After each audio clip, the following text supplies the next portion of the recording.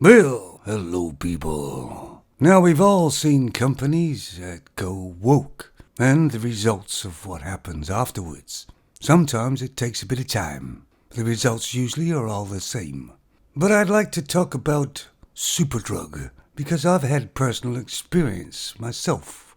Now Superdrug, many years ago I used to go into because it stocked some things other stores didn't actually stock all the time.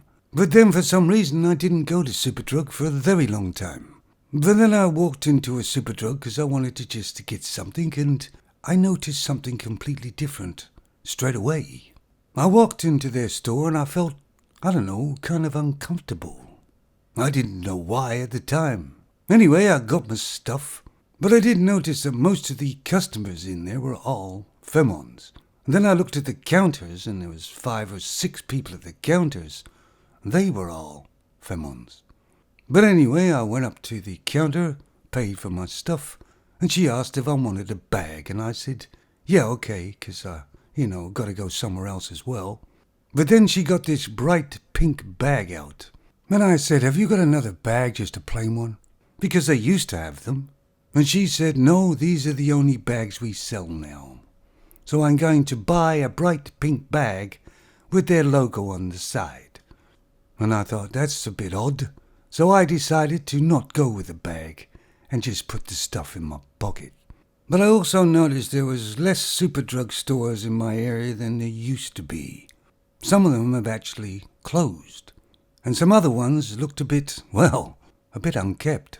So I thought I'd take a little bit of a dive into Superdrug and see why the big change. And from my point of view, not for the better. Now, Superdrug is actually owned by a Hong Kong businessman. And profit, you'd think, would be at the top of the list. Now, the picture of this femon on the thumbnail is apparently a TV presenter. I wouldn't know, I don't watch TV. But she has been hired by Superdrug as the cost of living ambassador. Of course, it's all just hypothetical stuff, and it's all for show. But it's a femon, of course. Now here's another femon, and I believe her job changed slightly a couple of years ago. Now this femon previously was head of people in Superdrug, whatever that is. But now she's become a director and is going to sit on the board. And I believe that's happened, a couple of years ago. But listen to her job description. She will focus on bolstering femon presence on the board. And here it is. She's going to be driving more inclusion and diversity strategies. And there's those words, isn't it? And unfortunately, we've all come to know what they really mean. And that's why when I walked into Superdrug, I felt slightly uncomfortable for some reason. It's because they've made it all femon. And that's what the diversity is all about. It's not equality in any way. Because it's all about pushing femons and nobody else. Males don't exist when diversity happens. But what stupid companies don't seem to realize is that men are 50% of the population on the planet.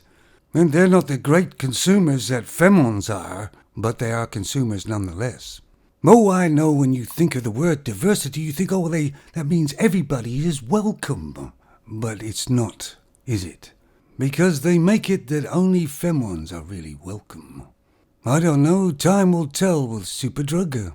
But you see, femons in business, they apparently can only see one side of a coin, their side. And every real guy knows that businesses want everybody to shop there or buy their things. That means everybody. And when I walk past a Superdrug, I only ever see femons shopping in there. I myself have never gone to Superdrug ever since that bad experience I had. Because if I'm going to buy something and give the store my money, I'm going to want to feel at least welcome there. Because my money is as good as anybody else's, isn't it?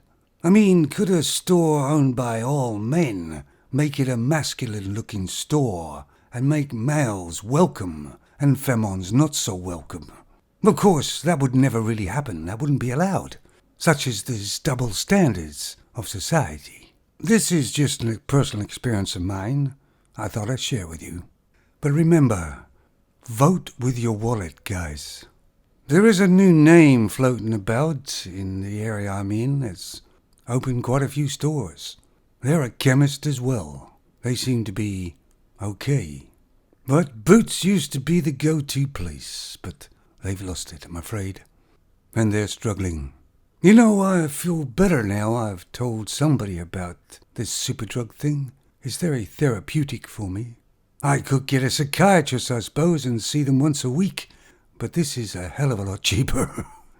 Take it easy, fellas.